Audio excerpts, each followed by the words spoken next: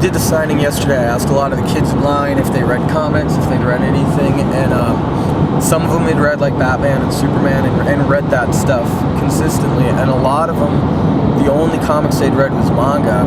And we talked about, they were really into Umbrella Academy. It's the greatest story they ever read, and they want to. They were saying that they'd be interested in picking up other stuff that was like an influence on you. Some of them knew what that was. Like some of them knew about Doom Patrol. Right.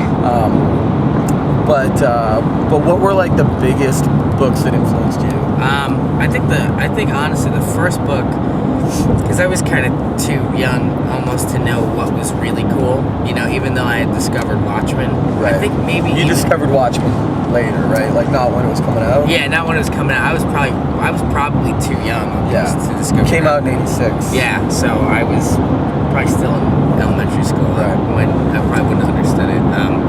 I was reading X-Men at that time, but when I was in high school, that's when somebody had turned me on to, this makes sense, that somebody had turned me on to the Watchmen. But before Watchmen, actually, I read Akira, really? So it was actually kind of a manga, but I never considered Akira manga.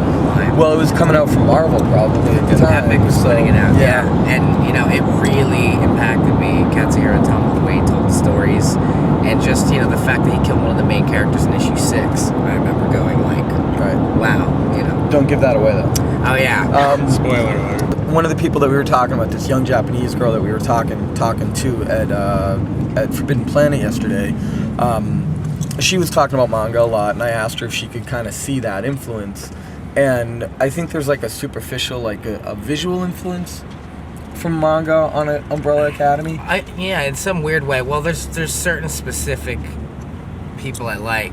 Like, I love Otomo. I think he's probably one of the biggest influences to me. Otomo would do these nurseries that were insane looking with giant elephants and rainbows and stars painted on the wall. And that's kind of how I see the world in comics. Yeah, Otomo would have like a kind of surrealistic touches in a story that was meant to be sort of straight science fiction. Right. And there'd be a lot of gritty, serious apartment building type motorcycle chasing and dirty cities, and then you'd get these really surreal moments of like nurseries for psychic children, and and it was pretty amazing. He actually, in a weird way, kind of turned me on to Mobius in European comics. Oh yeah, totally. And so it made the leap from that to that. Before even getting into Watchmen, I was into like Japanese and European comics. So I'd say that connection between Otomo and Mobius, if anything, and European comics is kind of the connection in Umbrella Academy. And then Doom Patrol, getting that was like, it was like almost like this is the other part of comics now. Like this is now, like if you've gotten through Watchmen and Dark Knight, right? Like this is what people are doing now. Like, and this is the crazy experimental stuff that people are doing. So when you talk about Doom Patrol, you're talking about Grant Morrison's run on Doom Patrol. Specifically, the Grant Morrison run on Doom Patrol. Yeah. So what other like big like artistic influences do you have from comics? Other books? Well, Mike Mignola, obviously very big one. The thing that really kind of changed my art in art school, I was coming out of high school and into art school, I was very unsure about what I was doing with the art. I was just life drawing and then pseudo trying to get work for hire superhero stuff, and it wasn't until I found the Biologic Show by Al Columbia that my art completely then changed. Reading Biologic Show really made me take myself and comics more seriously, and still have fun with them though, but it made me kind of say like, oh wow, I can actually express what I'm really thinking.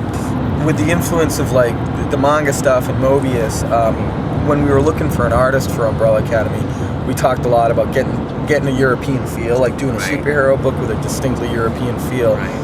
And we looked at a lot of different guys, but Ba and his brother Fabio have this great indie feel to their stuff that to me is really European. I thought definitely with a guy like Gabrielle, if you had him doing this book and it was a darker kind of superhero book, but not a superhero book at the same time, having that art in there would even distance it more.